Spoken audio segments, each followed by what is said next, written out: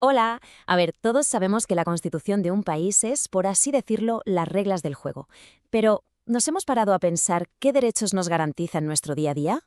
Hoy vamos a desgranar los derechos sociales y económicos más importantes de la Constitución de Perú, y lo haremos siguiendo el viaje vital de una persona, desde que nace hasta que entra en el mundo laboral. Para que se entienda todo mucho mejor, hemos organizado este análisis en 4 grandes etapas que en el fondo siguen el ciclo de la vida. Vamos a empezar por los cimientos, o sea, la familia y la comunidad. Después pasaremos a ver cómo se protege el bienestar con la salud y la seguridad. Luego daremos el salto al conocimiento a través de la educación y la cultura. Y para terminar, nos meteremos de lleno en el mundo del trabajo, con sus derechos y su dignidad. Bueno, pues empecemos por el principio, como tiene que ser. Esta primera parte se centra en algo fundamental, cómo la Constitución considera a la familia la piedra angular de toda la sociedad peruana y cómo la protege desde el minuto uno. Entonces, aquí la pregunta clave es esa. ¿De qué manera específica protege la Constitución a la familia? O sea, ¿qué mecanismos concretos existen para cuidar esa unidad tan básica de la sociedad? La respuesta es súper importante para entender todo lo que viene después. Pues mira, la propia Constitución nos da la respuesta, y bien directa, en su artículo 4. Lo que establece es básicamente una gran red de protección. Y fijaos, no solo protege a los miembros que pueden ser más vulnerables de la familia, sino que además reconoce de forma explícita el matrimonio como una institución fundamental. Y claro, cuando ves la redacción exacta de los artículos, te das cuenta de que esto no son solo buenas intenciones o ideas en el aire. No. Son principios que están grabados en la ley suprema del país, lo que les da un peso y una autoridad enormes. Pero ojo, que la Constitución no se queda anclada en el pasado, también se adapta a las realidades de hoy en día. Y por eso el artículo 5 reconoce lo que se conoce como unión de hecho. Y esto es muy importante porque le da un estatus legal, sobre todo en lo que tiene que ver con los bienes compartidos. De hecho, la equipara al régimen de sociedad de gananciales. Aquí lo que vemos es un marco de responsabilidad de ida y vuelta. Por un lado, los padres tienen el deber de alimentar, educar y dar seguridad. Por otro, los hijos tienen que respetar y ayudar a sus padres. Y quizá lo más importante, el artículo 6 deja clarísimo que todos los hijos, sin ninguna excepción, son iguales ante la ley, prohibiendo cualquier tipo de discriminación. Vale, a medida que una persona va creciendo, su bienestar físico y también el económico se vuelven esenciales.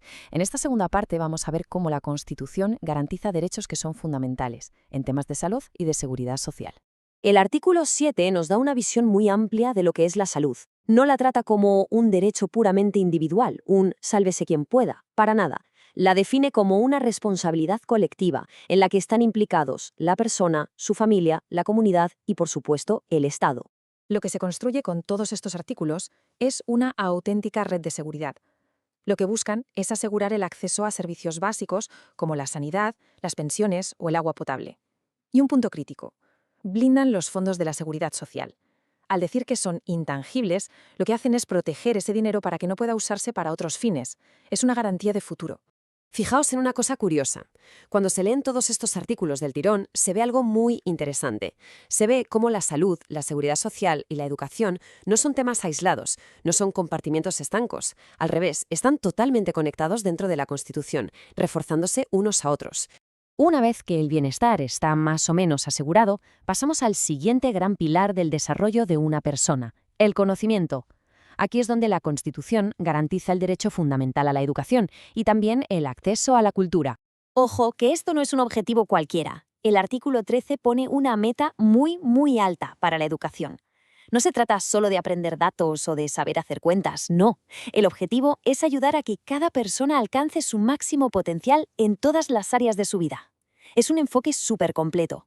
Y claro, para que esa meta tan ambiciosa no se quede solo en palabras bonitas, la Constitución le pone un número encima de la mesa. Y es un número potente, un 6%. Obliga al Estado a invertir como mínimo el 6% de su Producto Bruto Interno en educación cada año. Eso es un compromiso financiero muy serio y muy concreto. Este recorrido nos dibuja un viaje de aprendizaje para toda la vida. Empieza con la educación básica, que es obligatoria y gratuita en las instituciones del Estado. Sigue con la universidad, que es autónoma para que pueda gobernarse a sí misma. Y no se olvida ni del profesorado, que es una carrera pública, ni de la protección del patrimonio cultural, que al final es la memoria colectiva de la nación. Y con esto llegamos a la última parada de nuestro viaje, el mundo laboral.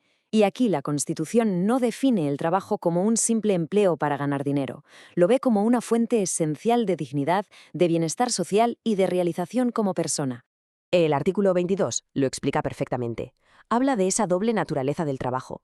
Por un lado, es una responsabilidad, un deber, pero por otro, es un derecho fundamental, algo indispensable para tener una vida plena. Son las dos caras de la misma moneda. Y de esa idea general pasamos a algo súper concreto y del día a día, el horario de trabajo. Pues bien, la jornada máxima de 8 horas al día y 48 a la semana no es una recomendación ni una política laboral, es una garantía que está en la propia Constitución, negro sobre blanco. El artículo 26 nos da 3 principios que son como las reglas de oro de las relaciones laborales. El primero, igualdad de oportunidades para todos, sin discriminación. El segundo, los derechos que te da la Constitución son irrenunciables, no te los pueden quitar. Y el tercero, que es crucial, si hay dudas sobre cómo interpretar una norma, siempre se tiene que hacer a favor del trabajador.